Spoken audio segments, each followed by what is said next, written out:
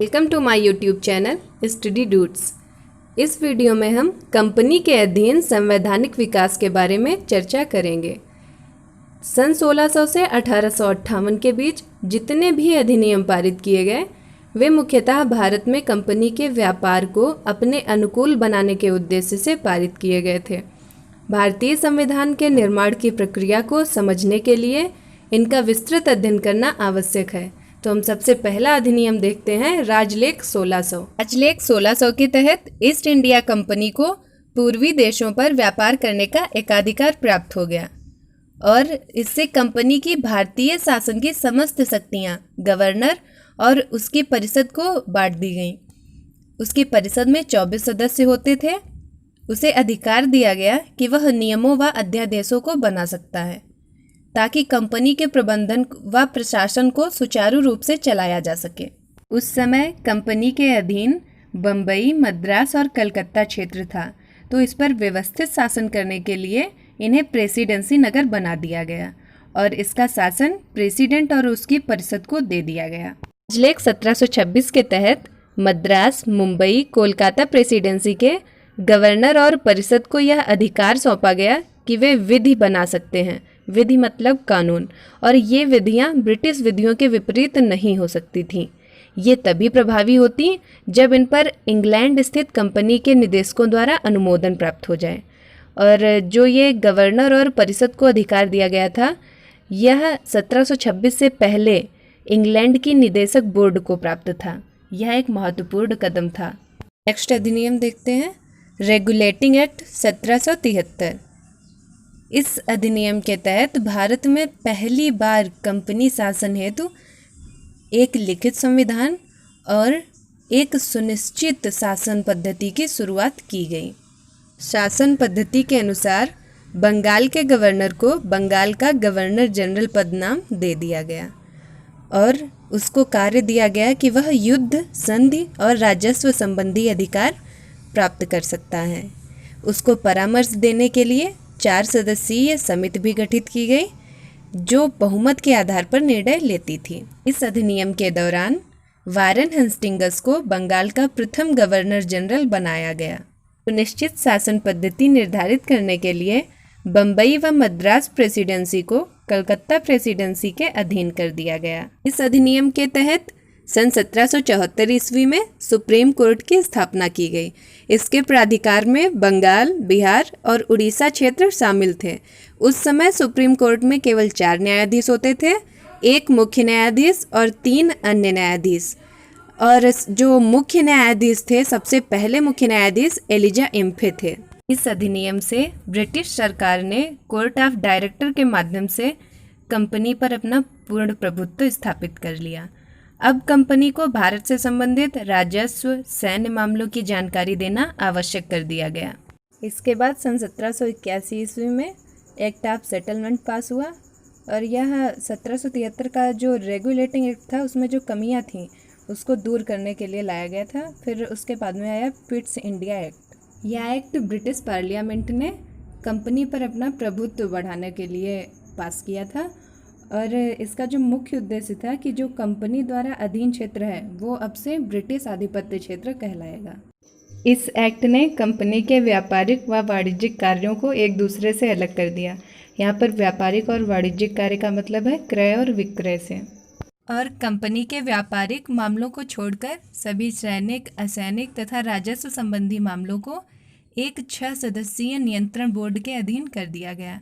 इस नियंत्रण बोर्ड में ब्रिटेन का वित्त मंत्री, एक राज्य सचिव तथा सम्राट द्वारा नियुक्त 4 प्रीवी काउंसिल के सदस्य होते थे।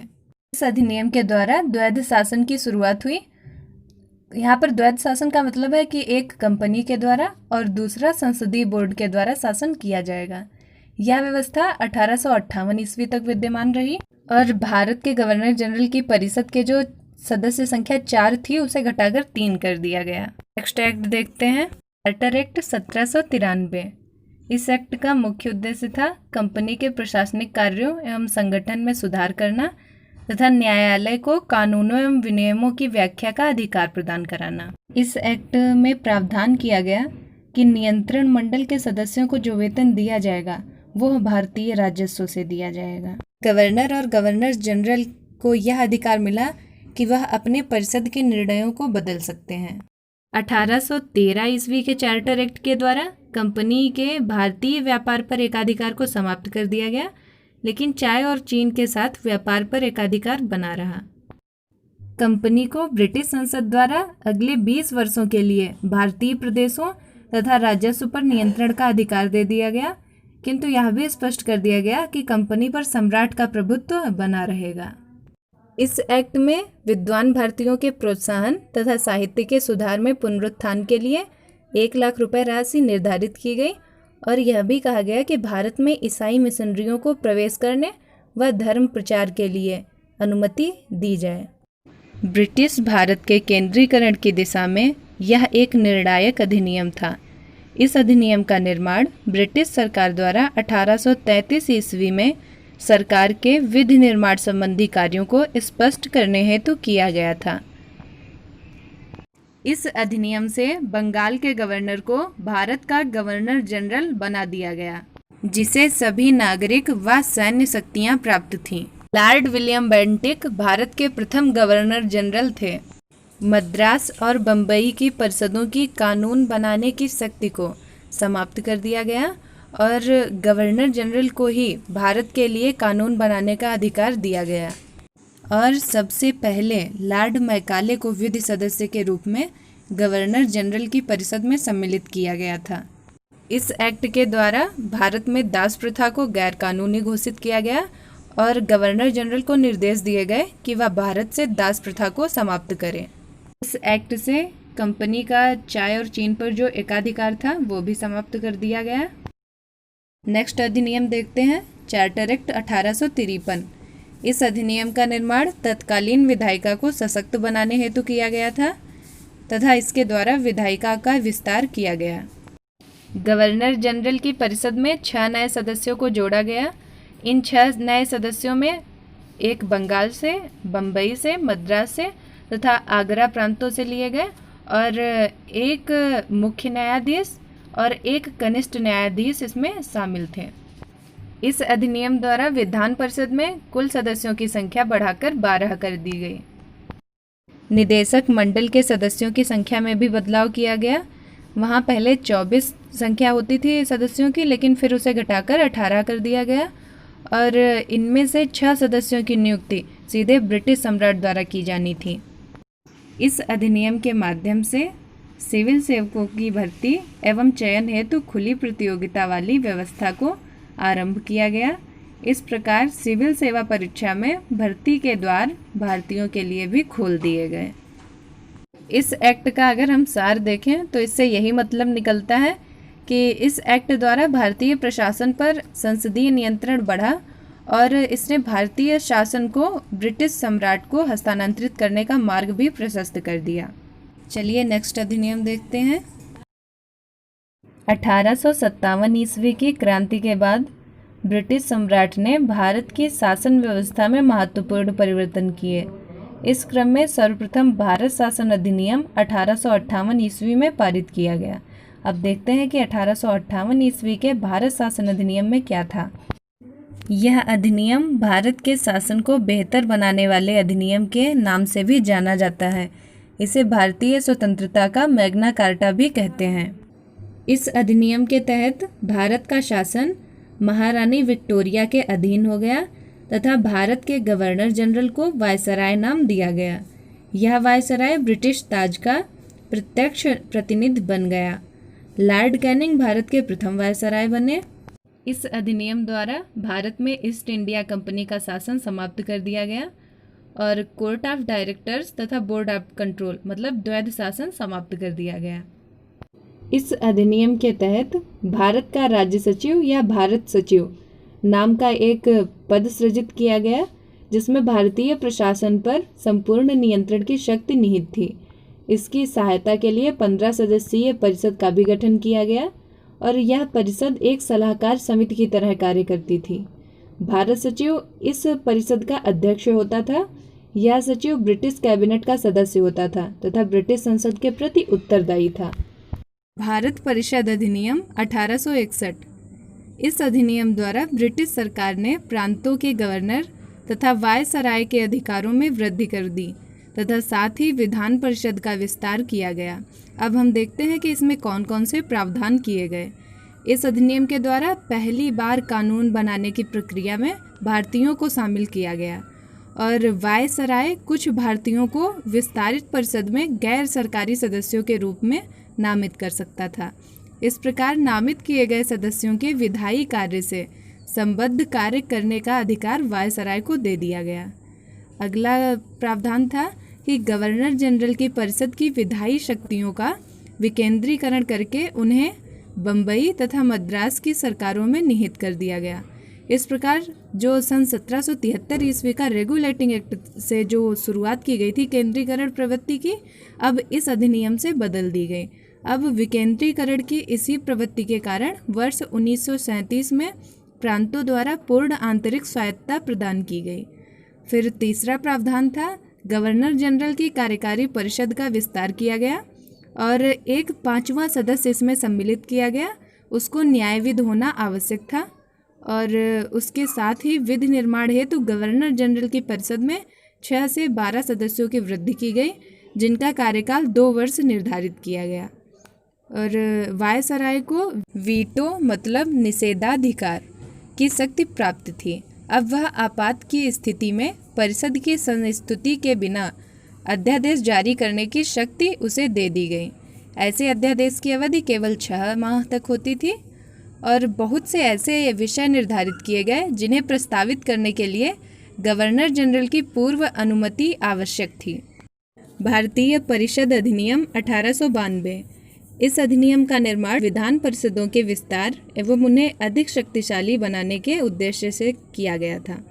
इसकी मुख्य विशेषताएं थी कि केंद्रीय एवं प्रांतीय विधान परिषदों का विस्तार किया गया और उनमें 8 से 20 नए सदस्यों की नियुक्ति की गई।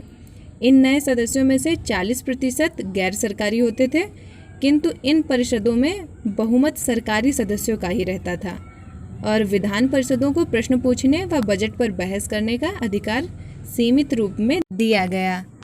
सपरिषद वायसराय को विधान परिषदों में वित्तीय विषयों, बजट आदि की विवेचना करने तथा प्रश्न पूछने के संबंध में नियम बनाने का अधिकार प्रदान किया गया, परंतु ऐसे नियमों पर सपरिषद भारत मंत्री की सहमति अनिवार्य थी। इसके अतिरिक्त प्रांतीय विधान परिषदों में गैर सरकारी सदस्यों को नियुक्त करने की शक्ति भी वायसराय को दी गई। इस अधिनियम का सबसे महत्वपूर्ण प्रावधान चुनाव पद्धति की शुरुआत करना था। यद्यपि चुनाव शब्द का प्रयोग अधिनियम में नहीं किया गया था, किंतु इस अधिनियम ने केंद्रीय और प्रांतीय विधान परिषदों में गैर सरकारी सदस्यों के लिए एक सीमित और परोक्ष चुनाव प्रक्रिया का प्रावधान किया। नेक्स्ट अधिनियम देखते हैं, भारतीय परिषद अधिनियम 1909। इसे मार्ले मिंटो सुधार के नाम से भी जाना जाता है और इसकी जो विशेषताएं थी वो देखते हैं। तो जो विधान परिषदें थीं उनमें विस्तार किया गया और उनको 2 भागों में बांटा गया। जो पहला भाग था उसे केंद्रीय विधान परिषद और जो दूसरा भाग था उसे प्रांतीय विधान परिषद के नाम से विभाजित किया गया। जो केंद्रीय विधान परिषद थी उनमें सरकारी सदस्यों की बहुमत की व्यवस्था की गई और 4 प्रकार के सदस्य रखे गए।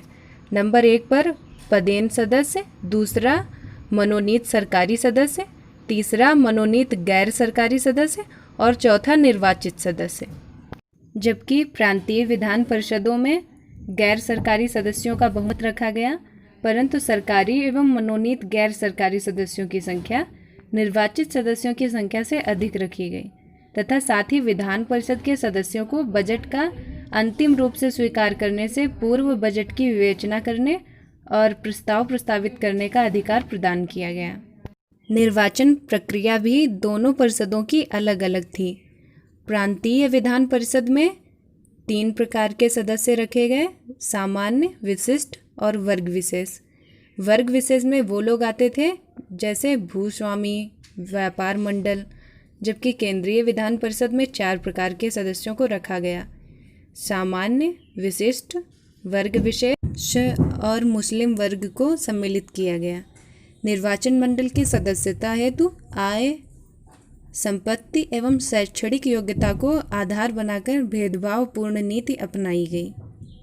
पृथक निर्वाचन मंडल का गठन किया गया। इसके आधार पर मुस्लिमों के लिए सांप्रदायिक प्रतिनिधित्व का प्रावधान किया गया। इसके अंतर्गत मुस्लिम सदस्यों का चुनाव केवल मुस्लिम मतदाता ही कर सकते थे। परिषद में निर्वाचित होने वाले प्रतिनिधियों को वर्ग, समुदाय तथा हितों के आधार पर विभिन्न श्रेणियों में रखा गया। वायसराय की कार्यकारिणी में एक भारतीय सदस्य को नियुक्त करने की व्यवस्था की गई। सबसे पहले वायसराय की कार्यपालिका परिषद के सदस्य बने सत्येंद्र प्रसाद सिन्हा। ब्रिटिश सरकार द्वारा पहली बार 20 अगस्त 1917 को घोषणा की गई कि उसका उद्देश्य भारत में क्रमिक रूप से उत्तरदायी सरकार की स्थापना करना था। इसलिए भारत सरकार अधिनियम 1919 बनाया गया, जो 1921 से लागू हुआ। इस अधिनियम को मॉन्टेग्यू चेम्सफोर्ड सुधार के नाम से भी जाना जाता है। इसे मॉन्टेग्यू चेम्सफोर्ड इसलिए कहा जाता है क्योंकि मॉन्टेग्यू उस समय भारत के राज्य सचिव थे या सचिव बोल सकते हैं, और चेम्सफोर्ड भारत के वायसराय थे। इस अधिनियम के अंतर्गत प्रांतीय विषयों को 2 भागों में विभाजित किया गया। पहला भाग था आरक्षित विषय और दूसरा हस्तांतरित विषय। आरक्षित विषय में वो विषय रखे गए जैसे कानून एवं व्यवस्था, वित्त, भू राजस्व और उद्योग कृषि। इन पर शासन गवर्नर द्वारा किया जाता था और गवर्नर कार्य परिषद की सहायता से करता था, लेकिन यह विधान परिषद के प्रति उत्तरदायी नहीं थे। हस्तांतरित के अंतर्गत स्थानीय स्वशासन, स्वच्छता, स्वास्थ्य ऐसे विषय आते थे और इन विषयों को गैर महत्वपूर्ण विषय कहा जाता था और इन पर शासन गवर्नर ही करता था, लेकिन मंत्रियों की सहायता से करता था और यह विधान परिषद के प्रति उत्तरदायी होते थे। इस अधिनियम के अंतर्गत भारत में पहली बार द्विसदनीय व्यवस्था की स्थापना की गई। यहाँ पर द्विसदन का मतलब है केंद्रीय विधानसभा और राज्य परिषद। और इस अधिनियम के अंतर्गत पृथक निर्वाचन के सिद्धांत को विस्तारित किया गया। अब इसमें भारतीय ईसाइयों, आंग्ल भारतीयों, सिखों और यूरोपियों को भी जोड़ दिया गया और वायसराय की 6 सदस्यीय कार्यकारी परिषद में 3 सदस्यों का भारतीय होना आवश्यक था। और इस अधिनियम के अंतर्गत लोक सेवा आयोग का गठन किया गया, जिसकी स्थापना 1926 ईस्वी में की गई। इस अधिनियम से प्रांतों में द्वैध शासन व्यवस्था को प्रारंभ किया गया। इसके बाद नवंबर 1927 में ब्रिटिश सरकार द्वारा सर जॉन साइमन के नेतृत्व में 7 सदस्यीय वैधानिक आयोग का गठन किया गया, जिसे साइमन आयोग के नाम से जाना जाता है, जिसका कार्य नए संविधान में भारत की स्थिति का पता लगाना था। इस आयोग में सभी सदस्य अंग्रेज थे, इसलिए सभी भारतीयों द्वारा इसका विरोध किया गया और यह आयोग भारत में 1928 में पहुंचा और इस आयोग द्वारा वर्ष 1927 में अपनी रिपोर्ट सरकार को सौंपी गई, जिसकी प्रमुख सिफारिशें थीं, उन पर चर्चा करते हैं। पहली सिफारिश थी कि प्रांतों में द्वैध शासन की समाप्ति कर उन्हें स्वायत्तता प्रदान की जाए, जो कि अधिनियम 1919 से लागू हुई थी कि प्रांतों में द्वैध शासन शुरुआत की जाए, तो उसे समाप्त करने के लिए कहा गया। दूसरा था कि राज्यों में सरकारों का विस्तार किया जाए। तीसरी सिफारिश थी ब्रिटिश भारत के संघ की स्थापना करना और चौथी थी कि सांप्रदायिक निर्वाचन व्यवस्था को जारी रखा जाए। साइमन कमीशन की नियुक्ति के समय भारत सचिव लॉर्ड बर्केनहेड ने भारतीयों के समक्ष चुनौती रखी कि वे एक ऐसा संविधान बनाकर तैयार करें जो सामान्यतः भारत के सभी लोगों को मान्य हो। भारतीय नेताओं ने चुनौती स्वीकार करते हुए मोतीलाल नेहरू की अध्यक्षता में एक समिति गठित की, जिसके अन्य सदस्य सुभाष चंद्र बोस तथा तेज बहादुर सप्रू थे। समिति ने अपनी रिपोर्ट 28 अगस्त 1928 को प्रस्तुत की, जिसे नेहरू रिपोर्ट के नाम से भी जाना जाता है और इस समिति को नाम दिया गया नेहरू समिति की रिपोर्ट। भारतीयों द्वारा अपने देश के लिए एक सर्वांगपूर्ण संविधान के निर्माण का यह प्रथम प्रयास था। नेक्स्ट अधिनियम देखते हैं, भारत शासन अधिनियम 1935। अंग्रेजी शासन के दौरान 1861 ईस्वी में प्रारंभ हुई संवैधानिक विकास की प्रक्रिया का अंतिम चरण भारत सरकार अधिनियम 1935 को माना जाता है। 1935 का अधिनियम ब्रिटिश सरकार द्वारा भारत पर शासन कायम रखने का अंतिम प्रयास था। अब हम देखते हैं कि इसकी विशेषताएं क्या क्या थी। तो प्रांतों में द्वैध शासन की समाप्ति कर उन्हें स्वतंत्र बनाया गया, जबकि केंद्र में द्वैध शासन की शुरुआत की गई। और समस्त विषय, जितने भी विषय थे, केवल केंद्रीय विषयों को छोड़कर उनको 3 सूचियों में विभाजित किया गया: केंद्रीय सूची, राज्य सूची और समवर्ती सूची। जो केंद्रीय विषय थे उनको 2 भागों में विभाजित किया गया: सुरक्षित विषय और हस्तांतरित विषय। सुरक्षित विषय में वो विषय आते थे जिनको गवर्नर जनरल कार्यकारी परिषद की सलाह पर करता था और यह केंद्रीय व्यवस्थापिका के प्रति उत्तरदायी नहीं होते थे, जबकि हस्तांतरित विषयों का प्रशासन गवर्नर जनरल को उन मंत्रियों की सलाह पर करना था जो केंद्रीय व्यवस्थापिका के प्रति उत्तरदायी होते थे। सभी ब्रिटिश भारतीय प्रांतों एवं मुख्य आयुक्त के प्रांतों को मिलाकर एक संघ के निर्माण का प्रस्ताव रखा गया, जिसमें देशी रियासतों का सम्मिलित होना वैकल्पिक था। इस अधिनियम के अंतर्गत भारत में एक संघीय बैंक की स्थापना की गई। संघीय बैंक के अंतर्गत रिजर्व बैंक की स्थापना की गई थी सन 1935 में, और एक संघीय न्यायालय की स्थापना की गई।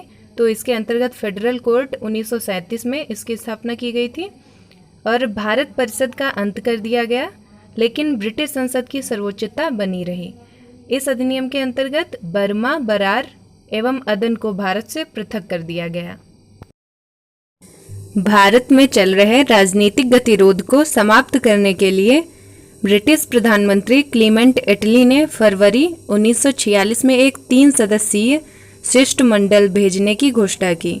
इसके सदस्य लॉर्ड पैथिक लॉरेंस, जो कि भारत सचिव थे, सर स्टैफोर्ड क्रिप्स, यह व्यापार बोर्ड के अध्यक्ष थे, और एवी अलेक्जेंडर, ये नौसेना मंत्री थे, इनको रखा गया। इस मिशन को नाम दिया गया कैबिनेट मिशन, जो कि 1946 में आया था। भारतीयों द्वारा संविधान निर्माण के लिए एक संविधान सभा का गठन किया गया, जिसमें 10 लाख की जनसंख्या पर एक प्रतिनिधि का चुनाव किया जाएगा। अंतरिम सरकार 1946 का गठन किया गया।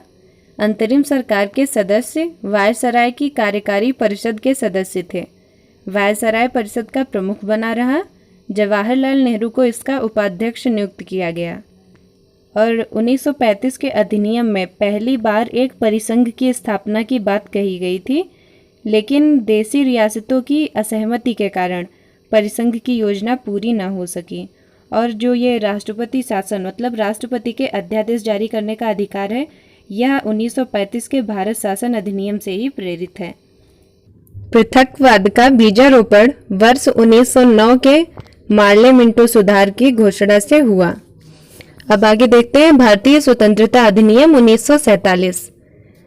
माउंटबेटन योजना के अनुसार ब्रिटिश संसद ने भारतीय विधेयक का प्रारूप बनाया तथा इसे भारतीय स्वतंत्रता अधिनियम 1947 के नाम से 3 जून 1947 को पारित किया गया और 18 जुलाई 1947 को अधिनियम ब्रिटिश सम्राट द्वारा स्वीकृत करा दिया गया।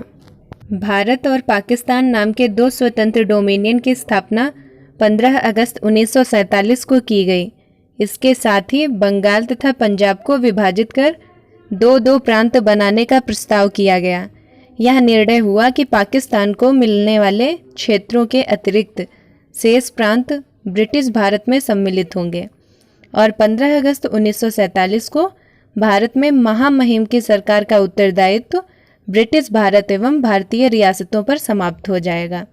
दोनों डोमिनियन राज्यों को शासन चलाने में भारत सरकार अधिनियम 1935 तब तक सहयोग करेगा जब तक वे अपने संविधान को अपना नहीं लेते हैं। और प्रत्येक डोमिनियन के लिए महामहिम द्वारा नियुक्त पृथक गवर्नर जनरल होगा। स्वतंत्र भारत के प्रथम और अंतिम भारतीय गवर्नर जनरल श्री राजगोपालाचारी जी थे। और इस एक्ट से शाही उपाधि से भारत का सम्राट शब्द समाप्त किया जाएगा और महामहिम की सरकार तथा भारतीय राज्यों के मध्य हुए समस्त समझौते, संधियां और अनुबंध सब समाप्त कर दिए गए। और इस अधिनियम को क्रियान्वित करने के लिए गवर्नर जनरल को अस्थायी आदेश जारी करने का अधिकार बरकरार रखा गया। स्वतंत्र भारत का जो पहला मंत्रिमंडल था उसमें जो पहले प्रधानमंत्री थे इनको राष्ट्रमंडल तथा विदेशी मामले सौंपे गए थे और वैज्ञानिक शोध भी इनके अंडर में ही था, वो थे Jawaharlal Nehru. I hope friends you would like this video. Please like, comment, share and don't forget to subscribe our channel Study Dudes.